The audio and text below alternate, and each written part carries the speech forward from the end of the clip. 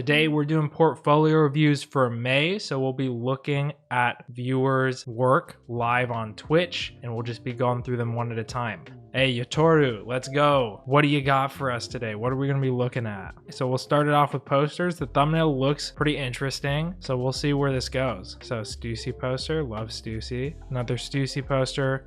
Okay, interesting. So I'm actually curious, the thumbnail almost doesn't have a relationship with the posters that are displayed currently. So I think it might make more sense to either have one of these posters or somehow blending the two together into one thumbnail. So that way people can get a sneak preview of the actual content itself. As far as the poster designs go, I love the layering. The texture is really well done. It definitely, I think, relates to Stussy, if anyone knows about the Stussy brand. I think the way these are presented could maybe be a little bit simpler, so you don't really need to have this duplicated background. I think it kind of distracts from the actual composition itself because these objects are starting to interact with the poster's elements. It's maybe making it a bit too tense. Here's my suggestion. If you want to make this a solid portfolio piece, what I would do is pivot the direction of this project to be more like Stussy posters, and you can make that your title. So you can do like Stussy themed poster designs, and it kind of narrows down the project. You could actually expand this into a whole study for Stussy.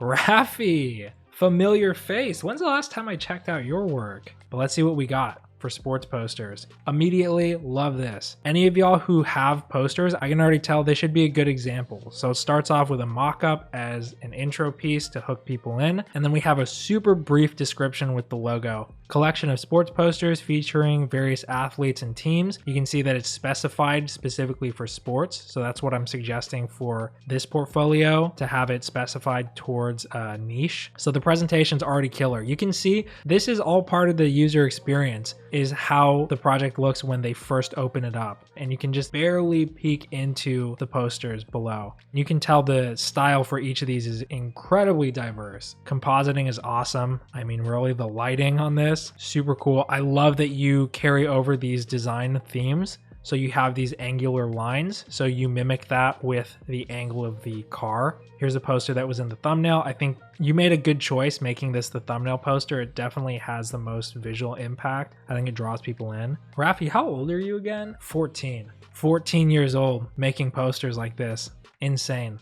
I will say though, I can tell immediately these 4 posters at the bottom are older. I can immediately tell the way they're composited, the effects. I would say these are clearly weaker, and you showcase enough diversity in these 6 posters. I would actually consider just taking these 4 out. I think it would clean up the presentation, just quality over quantity. I love that you follow design themes, so you pick a specific theme and you build onto it. Each composition I think is laid out really well, and the hierarchy for these is much stronger than your older work. And just keep it up. I'm excited to see your journey as a designer.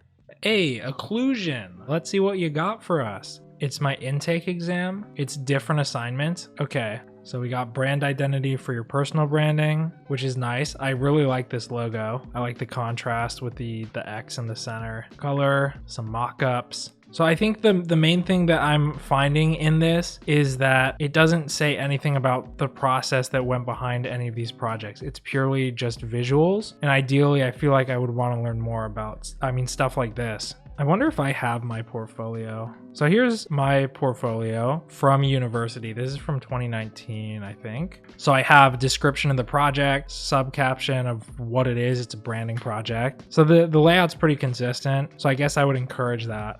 Primes, a lot of new faces. Primes, I don't think I've seen your portfolio, or at least it's been a while. We're starting off with animation. Always love to see that for header design. It doesn't have to be complicated, but it's just a hook that draws people in. We have a description of the project. Immediately, just looking at this, I would find a secondary typeface to use for body copy because condensed type is very, very difficult to read at small scale. We have a lockup of the logo, pattern. The dark pattern's a little bit hard to see, but I think that's fine.